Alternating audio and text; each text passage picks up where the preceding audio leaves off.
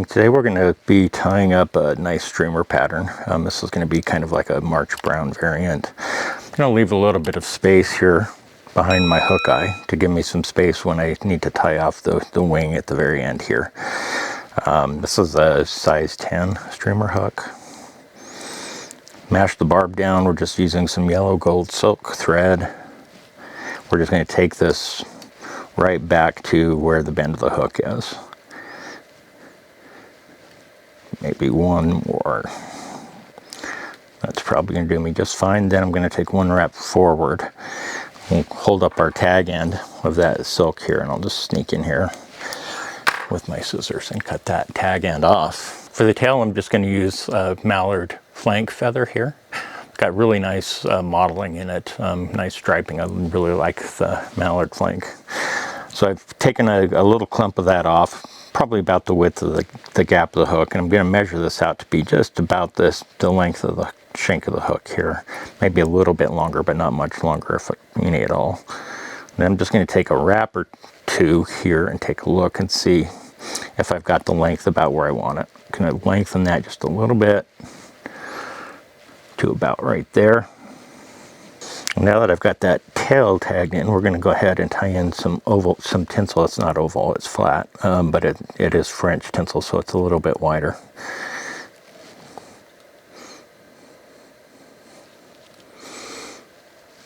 Go ahead and pull that back just a little bit. For dubbing, I'm just going to turn to a hare's mask. This is my one-eared hare's mask. It's been around a while. And I've already taken off a nice little cloud of dubbing off of that mask. And we have a long distance to travel up on a size 10 here. So I've got quite a bit, and we may need to go back and actually get a little bit more. We'll just have to kind of see where we end up here. So I'm going to go ahead and dub on a pretty lengthy noodle here, and I can certainly remove some of it if I need to. I'm going to take a few wraps and make sure I get that first wrap, as always, right around the back end, so we're not showing anything at the tail.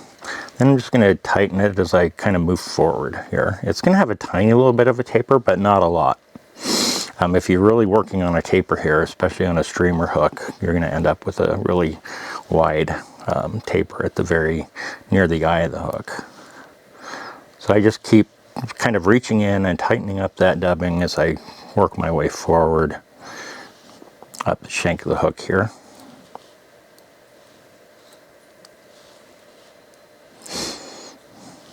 And it's going to look a little bit messy. We will want some of that messy because we do want this a little bit buggy.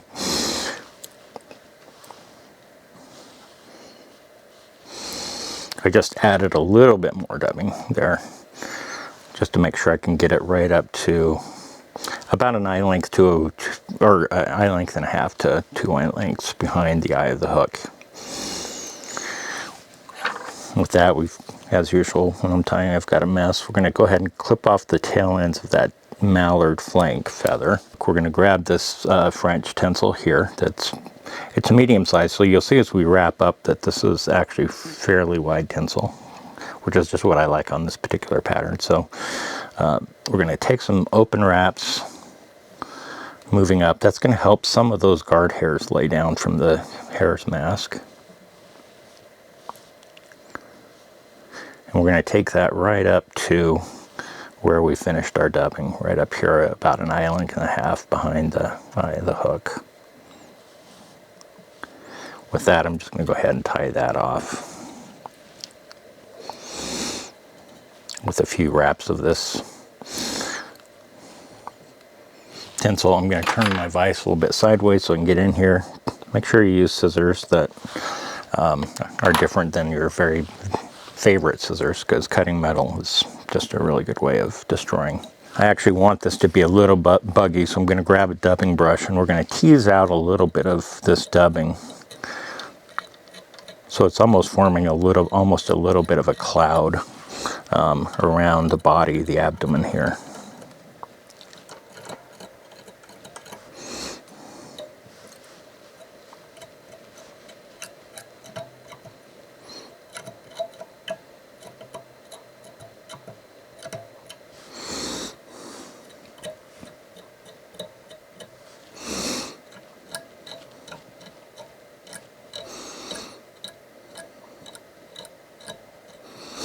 I'm going to add a little bit of a beard onto this one, and I'm just going to turn to my partridge, Hungarian partridge skin. I've already pulled myself off a feather from that skin. I'll just hold this by the tip. Let's strip off the fuzzy bits here at the bottom. So once I've stripped off the little fuzzy bits, this is what we're left with, and this is what we want. And what I'm going to do is I'm going to come in with my scissors and cut the very center of this feather out. So we've got our partridge feather here with the very center of that cut out, and we're going to let that go ahead and straddle over the top of the shank of our hook. I'm going to kind of just dangle it there, almost straight up and down if you can. Try to pinch that nice and tight while I get a wrap or two around it to help that stay in place, and then we'll take a look at that. That's kind of what I'm looking for, is that exactly right there. Is we've got this really nice beard sticking out down the bottom. With that, I'm go ahead and take a couple of thread wraps moving up towards the eye of the hook here. That's just going to secure this down. We only have one more material to tie on, so we have plenty of space to work with here.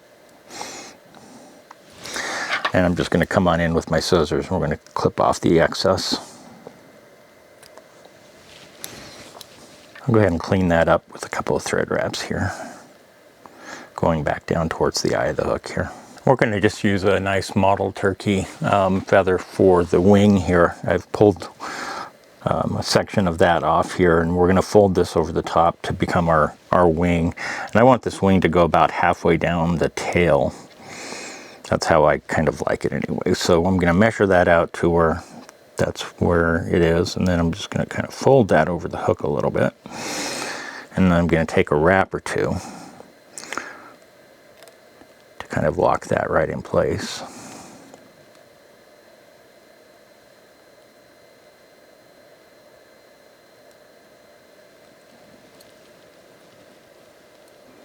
We're going to go ahead and clamp that down a little bit with a few wraps. This is going to have I like it to have a kind of a beefy head.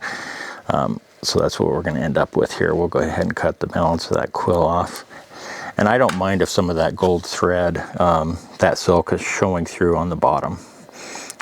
That's actually kind of intentional, so it just gives that a little bit of extra flash there.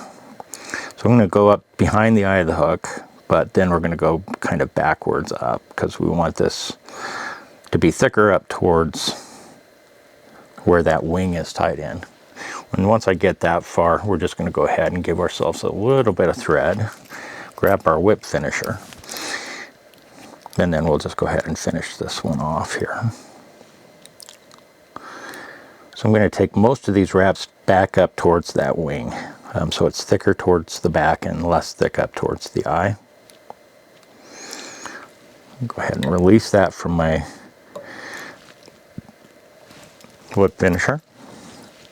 I'm going to come in with my thread cutter, take that thread off. So there you go. Here's the March Brown streamer pattern. Great streamer pattern. And it's a lot of fun to tie. I really enjoy tying this one. I'm going to throw on some glossy head cement here just to finish this off and make it look a little bit better. But for right now, that's what we've got. So throw yourself a hook in the vise. Give this one a shot.